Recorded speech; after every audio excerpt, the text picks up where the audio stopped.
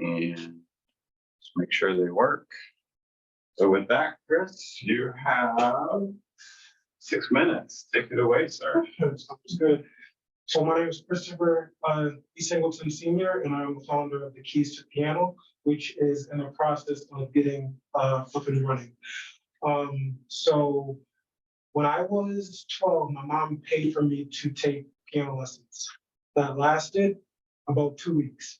And the reason why that only lasted 2 weeks was because of these ABCs. There we go. So the piano at the time was annoying, it was boring, and it felt very chaotic.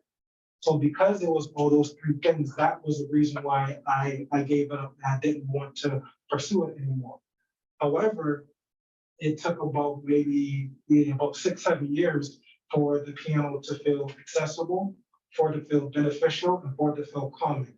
Now, the only reason why it felt that way was because of something that was inside of me. I was able to tap into something that I was familiar with to make the piano accessible. And that thing just happened to be this right here. This, anybody? Mario. So we got Super Mario Brothers. I walked up to a piano, the DJ's, and in less than 3 minutes, I was able to play the one-finger version of the Super Mario Brothers theme. That was the catapult that shifted me in a completely different direction from wanting to not do anything with the piano, but wanting to do everything with the piano. And I've learned so much since then. So I actually jumped ship. Well, basically, one day, fast forward, maybe 10 years later, I'm at work and I'm sitting there thinking, like, wait a minute, I've made the piano accessible for a lot of people. How can I take that information, condense it into one project, and basically make it even more accessible than it has been before? Because if I'm doing lessons, my reach is only going to be about this much. But if I have a book or a product, now my reach can be this. And my goal has always been to make the piano more accessible. It's just, all right, now I'm making it accessible to this group. I want to make it accessible to the whole world. So I created the piano characters, Chris and Frankie. Now, I'm not an illustrator. I'm a writer. But I was able to lay down the foundation for Chris and Frankie. And then what ended up happening was I had went ahead, and even though I'm not an illustrator, I went ahead and I published this book. This is Chris and Frankie. This was August of 2019.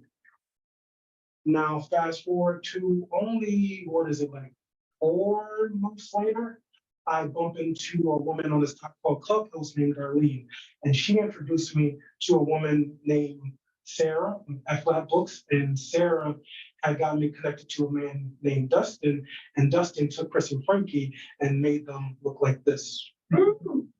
So that is a huge, huge difference from what Chris and Frankie started with to what Chris and Frankie look like now. So basically, what ended up happening after this is some more ideas started coming. So this book focuses on the ABCs of the piano. I was like, there's more that I can do with them music theory-wise to make things a little bit more accessible. So normally the ledger line has basically just focuses on the staffs, but I included the line above the staff and the line below as well, and to just say in a different way, because most people learn like every good boy deserves fudge or every good boy does fine and things of that nature. But I decided to do this because different doesn't mean wrong. I had somebody tell me that they didn't like my idea and I should do the idea the way everybody else is already doing it, and I didn't want to do that. That's exactly how I feel. So we have Chrissy's Great Blueberry Desert Things Anytime, and that's inspired by my 4-year-old son CJ because he loves big noodles. So that's why Chris is eating figs. So what ended up happening, fast forward a couple years later, reflecting, actually about 2 months ago, I was like, hey, maybe I should consider doing an update to Chris and Frankie. And what ended up happening is Chris is the same, but Frankie is different.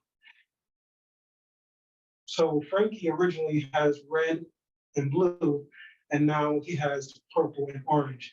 And the reason why that happened was because I was sitting inside my son's classroom and I noticed these cups. And I was like, wait a minute, maybe I should try to change the color pattern to make it even more accessible. And then after looking at the cups, I ended up getting a hold of some Legos.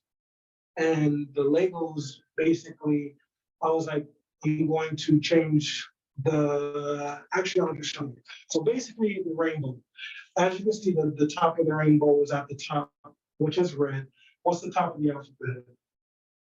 A. So every single time you see the color red, it's going to be an A. Can you guys find A? That happens like this. I've done that with 3-year-olds and I've done that with 4 and 5-year-olds. The 3-year-olds that I did it with, they were able to remember that A is red. The 4 and 5-year-olds, they were able to tell me, 15 out of 18 of them were able to tell me they were able to pick a note and tell me what the note was on that piano.